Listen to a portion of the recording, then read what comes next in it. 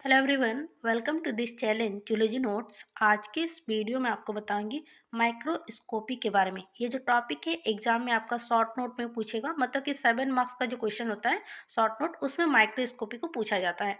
क्या होता है माइक्रोस्कोपी?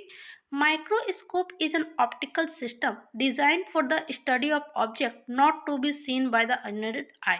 बोला जा रहा है कि माइक्रोस्कोप एक ऑप्टिकल सिस्टम होता है जिसे बिना सहायता वाली आंखों से न देखी जा सकने वाली वस्तुओं के अध्ययन के लिए डिजाइन किया गया है। It makes us see things which are very small and which are otherwise invisible. बोला जा रहा है ये हमें ऐसी चीजें देखने में मदद करती है जो बहुत छोटी होती है या फिर अदृश्य होती है। माइक्रोस का मतलब होता है छोटा और स्कोपिंग का मतलब होता है देखना। It is inevitable instrument for clinical and laboratory studies. ये जो है ये क्या करता है, तो ये एक तरह से काम करता है, इंस्ट्रूमेंट का काम करता है क्लिनिकल में और लेबोरेटरीज में पढ़ाई करने के लिए। The first microscope was design by Janssen and Hans. ये जो पहला माइक्रोस्कोप जो है इसे जेंसन और हंस ने डिजाइन किया था। उसके बाद आपको इस फिगर को ड्रॉ कर देना है।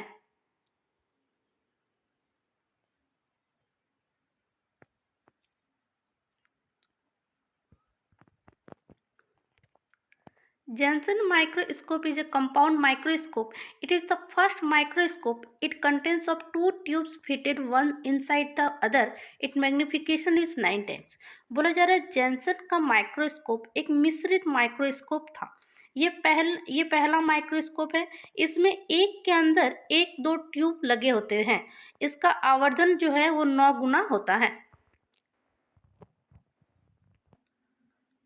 उसके बाद है magnification. The optical system of the microscope magnify the object to several fold of their original size. बोला जा रहा है माइक्रोस्कोप का ऑप्टिकल सिस्टम जो होता है वस्तुओं को उनके मूल आकार से कई गुना बड़ा कर देती है। The ratio of this magnified image to that formed on retina of an unaided normal eye is termed the magnification. बोला जा रहा है बिना किसी सहायता के सामान्य आंख के रेटिना पर बनने वाले इस बढ़े हुए चित्र के अनुपात को आवर्धन कहा जाता है। उसके बाद आपको इस फॉर्मूला को लिख देना है। आवर्धन मतलब magnification equal to size of retinal image seen with microscope by size of retinal image seen with united eye. मतलब माइक्रोस्कोप से देखी गई रेटिना छवि का आकार और बिना सहायता वाली आंख से देखी गई रेटिना छवि का आकार। उसके बाद है resolving power. The resolving power is the capacity of an optical system to show distinct image of point lying very close together. बोला जा रहा है ये जो मतलब रिजॉल्विंग पावर जो होता है एक ऑप्टिकल सिस्टम की वह क्षमता होता है जो एक दूसरे के बहुत करीब स्थित बिंदुओं की अलग अलग छवियां दिखाने में सक्षम होती है। The resolving power of unaided human eye is 0.1 mm. Thus, the human can distinguish object up to the size 0.1 mm. बोला जा रहा है कि बिना सहायता के आंख से मतलब होता है ना, बिना सहायता के मानव आंख की संकल्प शक्ति जो होती है वो 0.1 मिमी है। इस प्रकार मानव आंख जो है वो 0.1 मिमी के आकार तक की वस्तुओं को पहचान सकती है। The resolving power depend on the wavelength of light and the numerical aperture of the objective lens. जो एक तरह से बोल सकते हैं ऑब्जेक्ट मतलब जो रिजॉल्विंग पावर जो होता है वो निर्भर होता है लाइट का वेवलेंथ पर और जो ऑब्जेक्टिव लेंस होते हैं उसके न्यूमेरिकल एपर्चर्स पर।